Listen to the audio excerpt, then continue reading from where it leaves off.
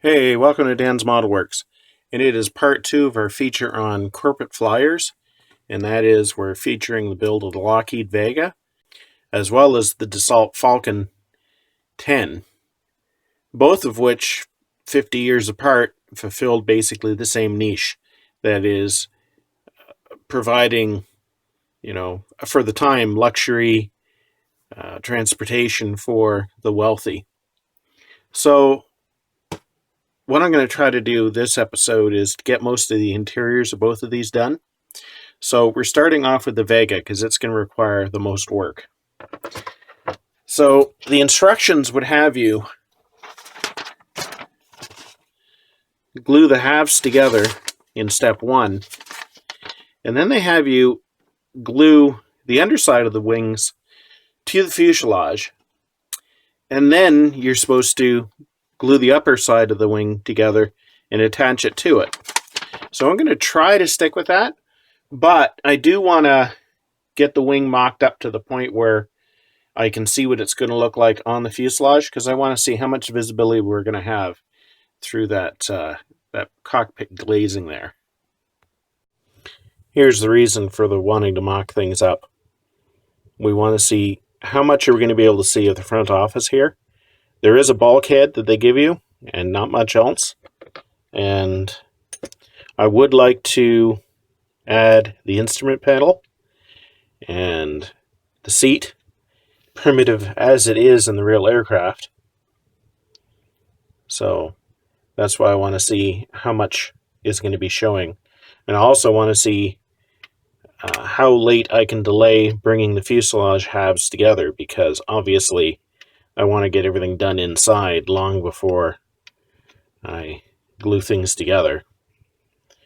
So what I might do is I might put the wings temporarily on the upper wings, clothespin them on, and then see if they just nicely drop onto these lugs, or whether it really has to be done the way AMT suggests, because they seem to call attention to the fact that you might have trouble closing up the gap there and there on either side.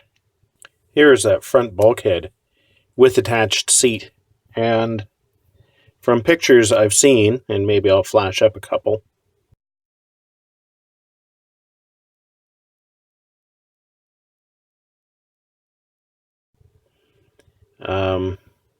this was about all there was. I would have think there would probably be a floor in here, but basically the pilot sat on this little bench here with their back up against the door.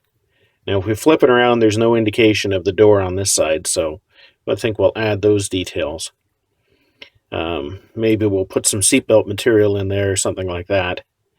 But there's not a whole lot of going on inside there. I'm just thinking it must have been a real pain to crawl in here, because you had to crawl in over top of your seat, drop your feet down, and then get into the upright position. AMT does thoughtfully give you a lug on either side of the fuselage to position this with. And I think I'm going to start by building a floor. That's the first thing I'm going to do. Just a little bit of mocking up here, so once again we can look down and see what we're going to be able to see. We should be able to look straight down onto the pilot's seat and possibly see the floor and where the stick should be and the instrument panel. So I'm going to be building all of that. I've just clothespin together the lower and the upper wings. This looks like it's going to be a pain to get nice and clean, so I think I'm going to bite the bullet and glue these together sooner rather than later. And if that means I have to enlarge these slots a little bit to get them to fit over top of these lugs, so be it. Moving on to the cockpit, you can see that I've got the bulkhead in here. Focus in on that. Try to focus in on that.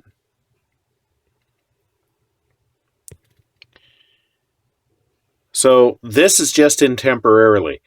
And I find if you need to put a part in temporarily just so you could fit things and mock things up, if you use a form of PVA glue, that is white glue or carpenter's glue, it will hold things in place fairly securely until you can finish farting around with it, and then you can always break it loose and then install it properly with a model cement.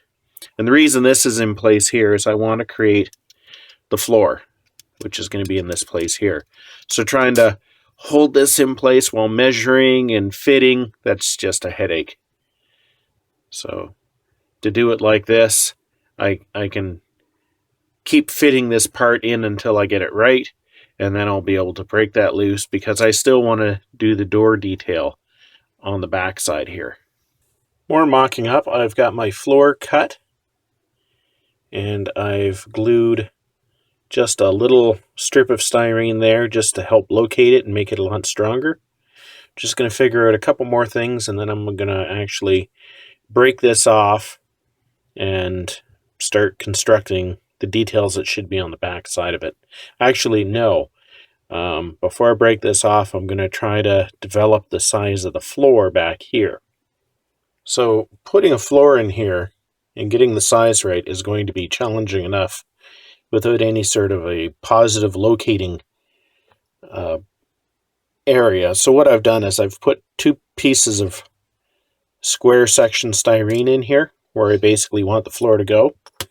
And then that way, when I do get my piece of plastic to the right shape, when I go to glue it in, I've got something I can kind of push it down to.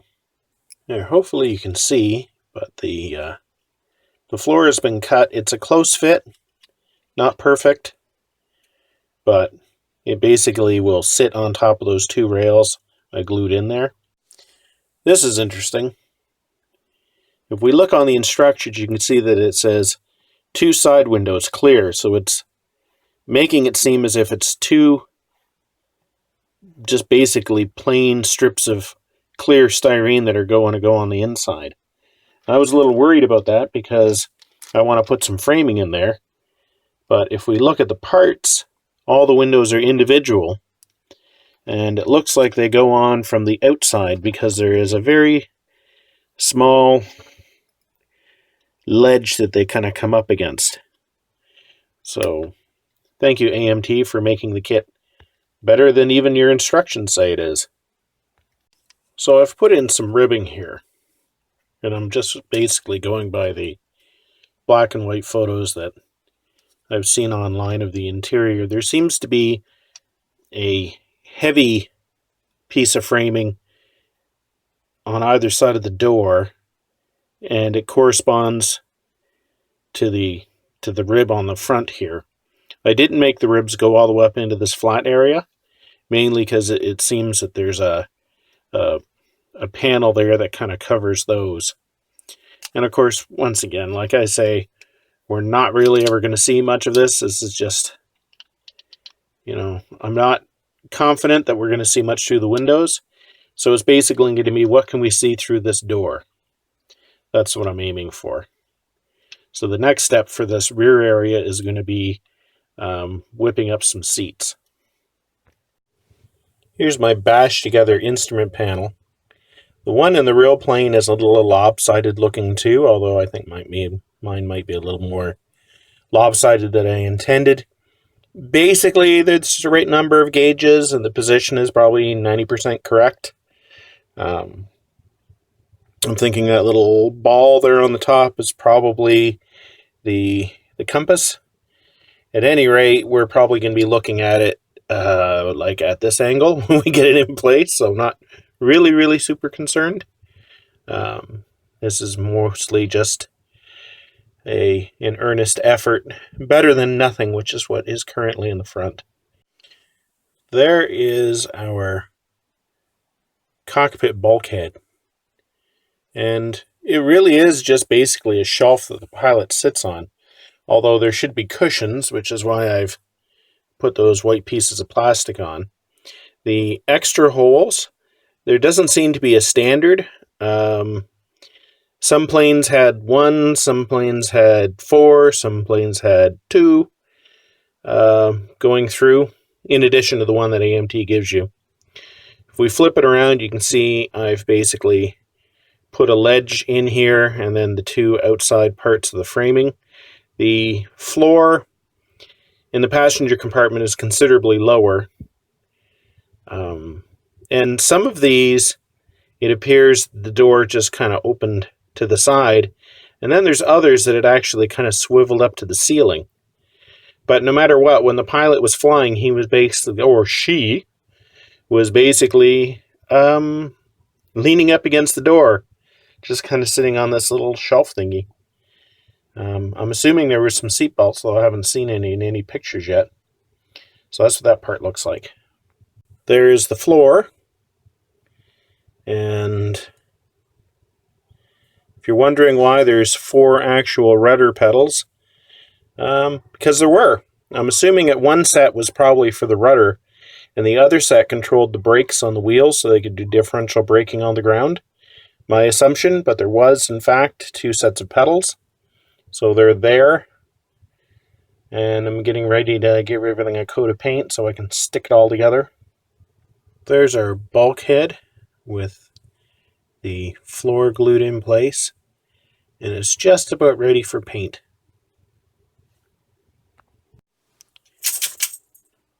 So I'm using a craft acrylic on the inside of the plane. Basically it's vanilla. I didn't want a stark white. The cockpit is going to be a very light gray, and you can see that basically I just busied it up with as many little shapes and rectangles and stuff as possible, mostly on the right-hand side. The left-hand side appears to not have very much at all. But when we put it together, we're barely going to be able to see any of that stuff anyway, so it's just basically to represent a busy cockpit. And that's the front office done.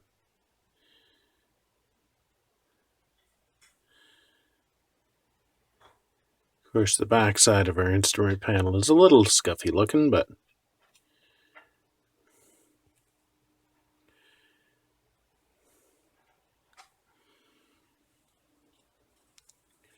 so the inside of Vega has basically 6 seats.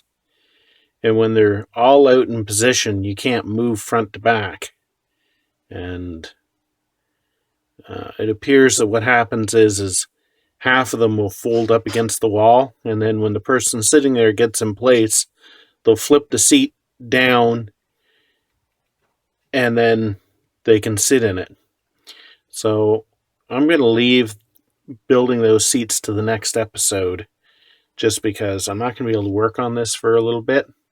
And I want to get this episode out. However, we are going to do a little bit more work on the Falcon 10 just to at least get it started.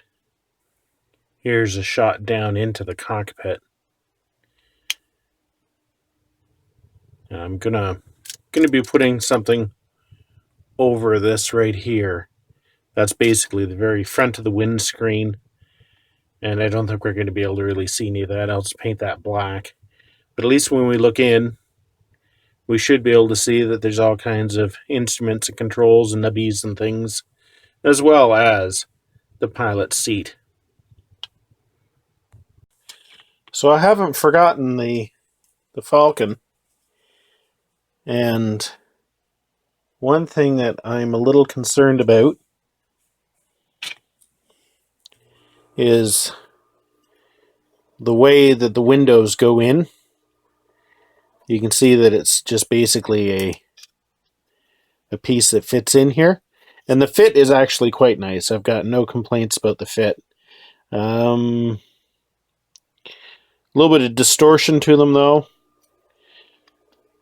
What I do think looks a little wrong is the fact that we're going to have this tinted rectangle sitting here in the side. So I want to see how visible that's going to be through the entry door, because of course, we're not going to see much through the actual cabin windows. So this is the bulkhead that goes in right before the passenger cabin. And one side of it is dead flat and smooth, which is nice. It'd be even nicer if the camera would focus on this part. The other side, however, has got some 3 big nasty ejector pin marks. So since I'm actually going to be gluing this in place, I'm going to sand those off and clean that up. Alright, so there's not a whole lot we can see inside the cabin, but I think I'm still going to end up doing what I was planning on doing with the windows. So what I'm going to do is I'm going to put masking tape on the outside of the window piece, cut it to shape. I'm going to peel it off and then turn around and put it on the inside. And then I'll glue the windows in place, paint the inside of the cabin, then peel off the masking tape, and that will leave just the areas of the transparency clear. This will be the same color as the rest of the cabin, which will probably end up being an off-white color. I think they call for ivory or something like that, which is pretty much what I would guess that they would be. So that's how I'm going to be handling that. And I think this will pretty much wrap up this episode. I didn't get nearly as much done this last 2 weeks as I thought I was going to, but then that's a familiar tale with me. So, until next time, just keep on modeling, and thanks for watching.